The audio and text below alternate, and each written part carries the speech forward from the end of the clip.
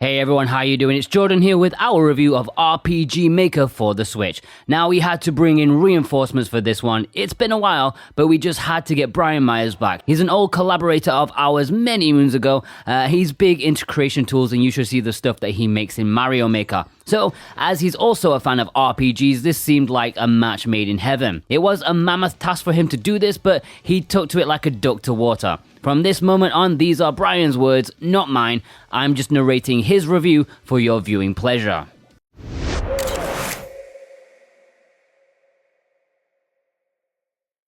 Firstly, a brief introduction. I grew up playing JRPGs. In fact, games such as Final Fantasy IV, Final Fantasy VI, and Breath of Fire 1 and 2 were among my favorite games when I was a kid.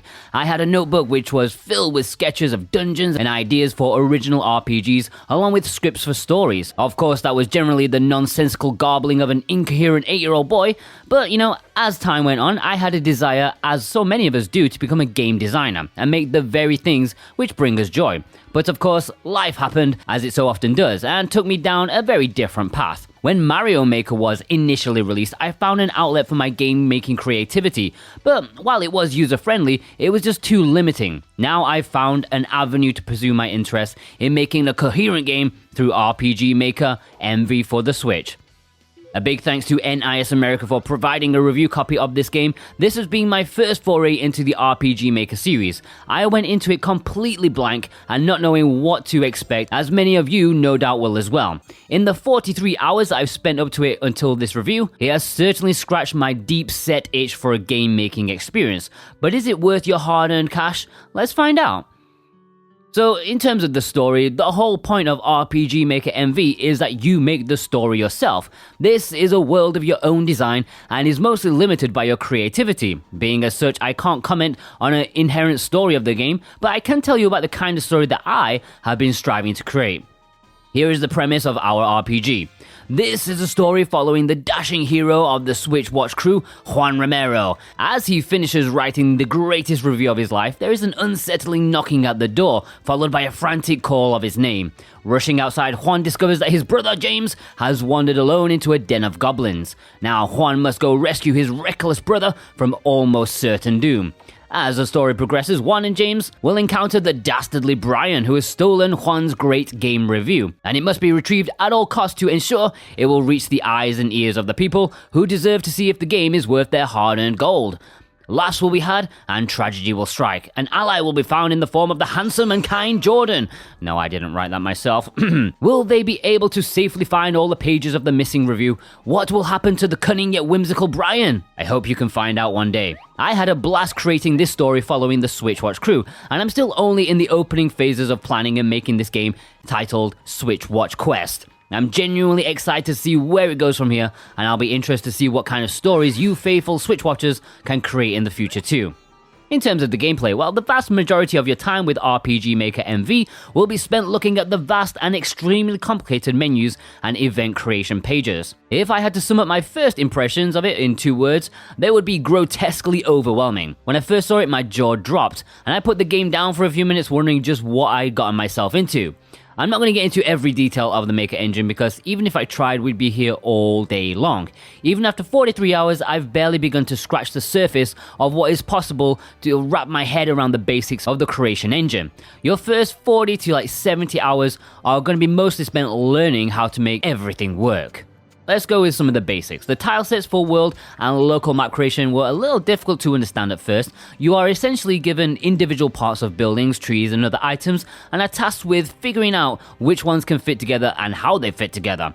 Then you paint them block by block into the world until your object is the size and shape that you want.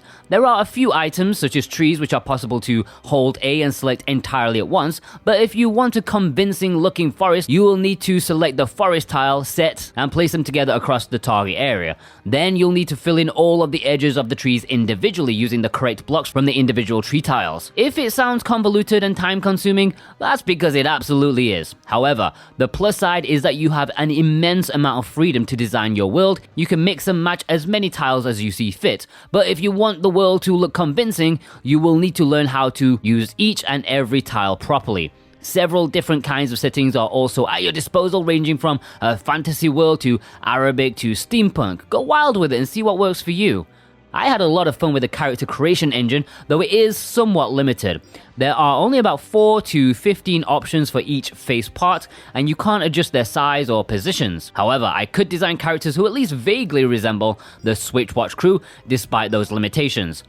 You can even create expressions simply copying your character to empty custom character slots and then changing their eyes and their mouths to convey the desired emotion.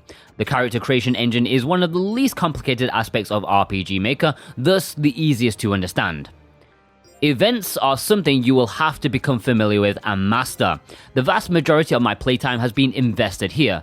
With events, you are able to do anything from creating NPCs to scripted story events. Movement paths, finding equipment, recruiting party members, placing sound effects, and many other things are handled through events.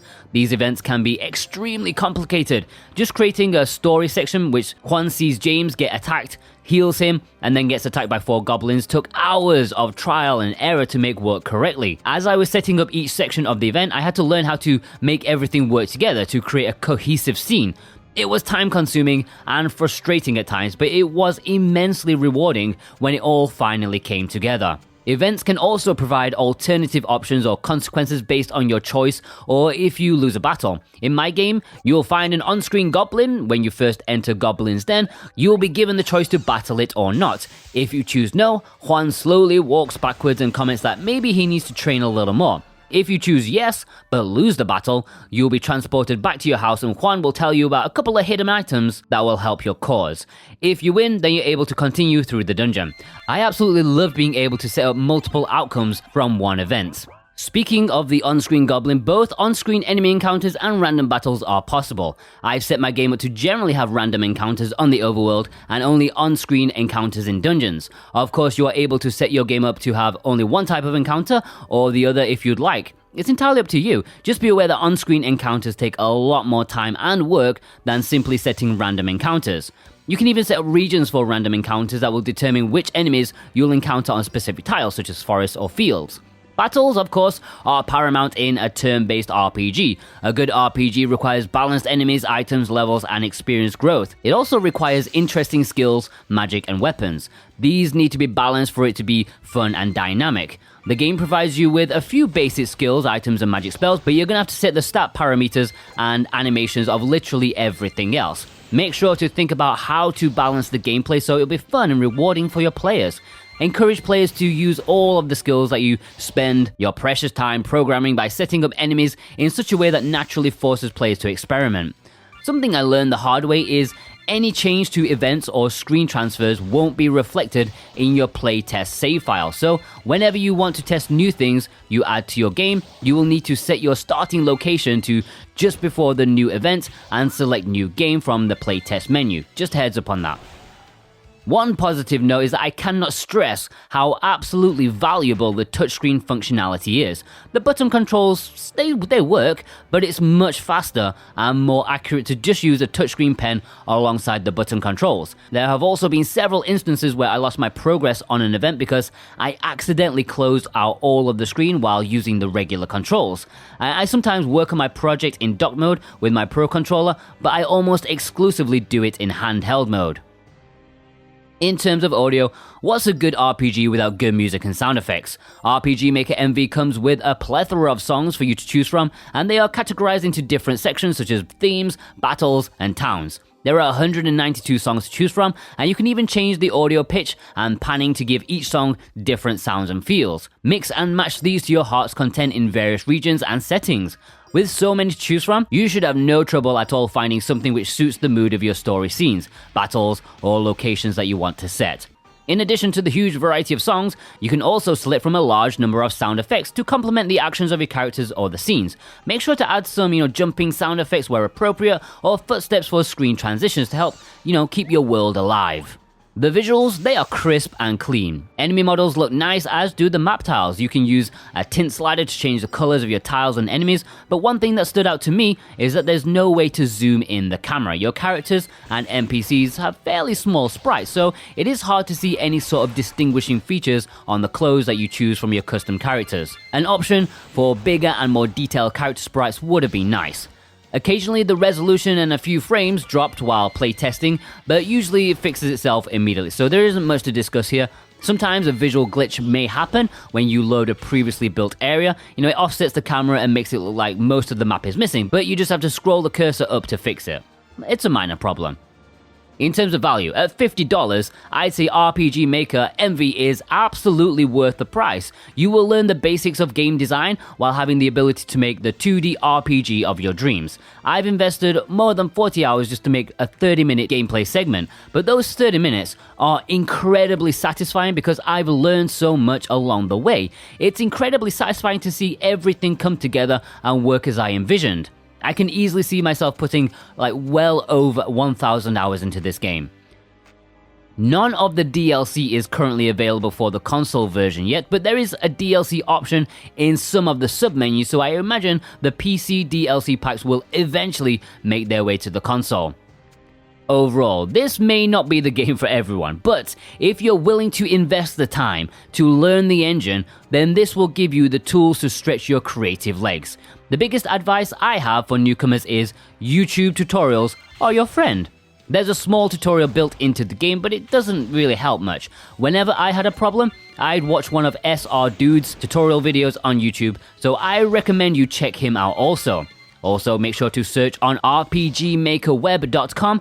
Nearly any problem you will run into or any question you want to ask has already been discussed and solved on the forums, pretty much. Also, RPG Maker MV Player is a free app that's going to be available on the eShop, which allows you to download games uploaded to the service for free. If you just want to play, then this is what you want. However, because RPG Maker is not beginner friendly at all, I'm afraid that the vast majority of games that you'll find are likely to be unfinished, clunky, unbalanced, or just plain unplayable. But because of how robust the creation engine is, there will certainly be some diamonds in the rough that will be worth your valuable time. Speaking of which, Jordan here jumping in as a side note, I've got to say, Brian has really gone to town on this one. In all honesty, I asked him to create a quick, crappy 10-minute RPG you guys could download from the app and play as a cool little bonus for SwitchWatch viewers. But he's found himself making a mini masterpiece from what I've seen so far. So his game isn't quite ready for you to experience. Hopefully by the time the game is out fully, his little RPG SwitchWatch Quest will be available for download, and we will let you know once it is in the description below, and probably in a community post too, or during our physical series on Monday when the game releases. We'll let you know on that, and hopefully we also have something very, very special that will make you definitely want to try Brian's little SwitchWatch RPG. Alright, back to Brian. One of the biggest impressions that left me is that it feels like a rewarding puzzle. As I come up with new ideas for my game, I am persistently running into new problems that need to be solved. I often ended up sitting around for an hour or longer tinkering around with the event until I finally figured out which tools or settings are required to make them work. The sense of elation after solving these problems is fantastic. It's getting faster and easier as my project progresses. At first, I was completely overwhelmed by the menus and problems that I was encountering, but now I cannot put the game down. I have multiple times been awake until 5 in the morning just tinkering around and adding just one more thing. And I cannot wait to share with you my SwitchWatch Quest. For me, RPG Maker Envy has been a great time. It's an 8.5 out of 10. Alright, many thanks to Brian for getting this review done. I can tell he's enjoyed this one more than he thought he would. But, I can only apologize for making you stay up until 5 a.m, Brian. Yeah, I didn't mean for that to happen. I can't wait to try his RPG myself, the SwitchWatch Quest, and I hope we can share it with you when it's finished, hopefully not too far in the future, maybe when the game is out. Keep an eye out for it. Big thanks to our executive producers, God of Resin, Gannicus, Jonathan Rumer, Dane Wilkinson, and Brent McLean. We really appreciate your support, along with our other YouTube members, plus you watching right now. Yes, if you watched all the way here, we really appreciate it. And also, give Brian a nice pat on the back. He didn't need to do this for us, but, we are so thankful for his help. Don't forget to check out our other content that we've got for you guys. There's always something that will take your fancy. We'll see you over there. Take care.